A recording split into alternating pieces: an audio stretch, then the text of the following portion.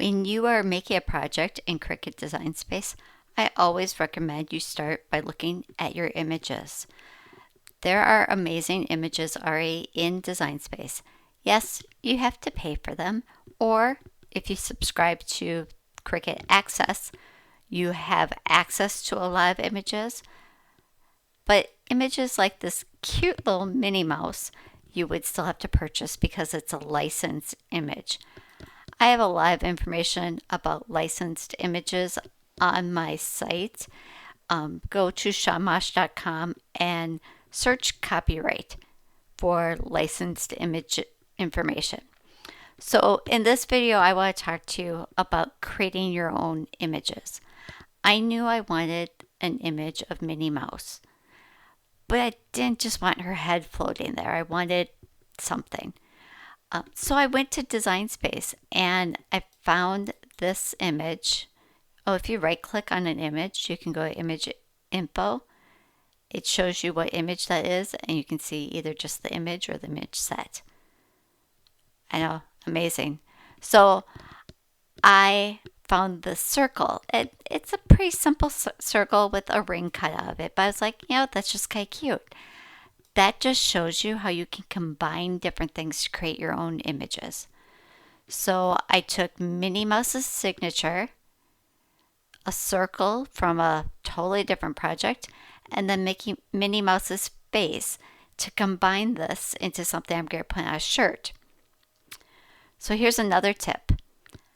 I am going to put this on a black shirt. And I was looking at this. I'm just going to make a black square to kind of visually represent the shirt so we can see. Let's see, arrange to back. Okay, so this is how this Minnie Mouse image will look on a black shirt, which I think is super cute. But then I started thinking about it. I don't even need to use black vinyl because the shirt is black. So why don't I save on that vinyl and have the black portion of this be a whole hole through the hot pink portion, and then that way I don't have to add another layer of vinyl. So what I'm going to do is first I clicked on this Minnie Mouse image. Currently it's all grouped together. I can see that it's grouped because the group button is grayed out, and the only thing it will let me do is ungroup. Group means that all these layers are connected together so that I can alter them together. So I could resize it, rotate it, move it all together in a group. So because I want to alter just the black layer, I'm going to ungroup things. This will more easily allow me to pick just the black layer.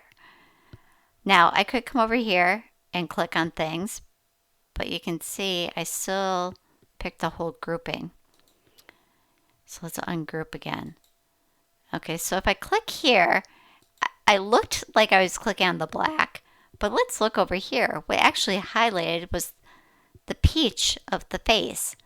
So it can be hard to get that black piece. So here's another tip. Click on it over here to select it.